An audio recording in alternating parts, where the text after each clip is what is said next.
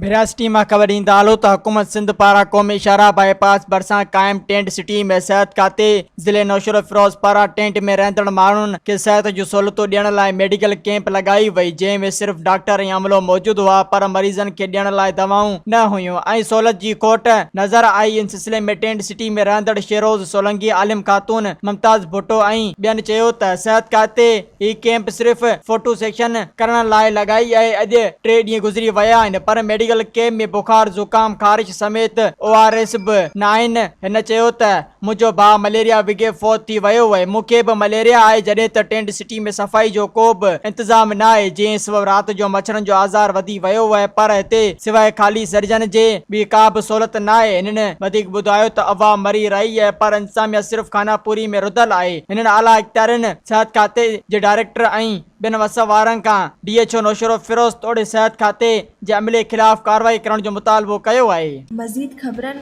ऐं तफ़सीलात लाइ विज़िट कयो असांजी वेबसाइट www.awamiNewsHD.com ऐं ॾिसंदा रहो अवामी न्यूज़ HD।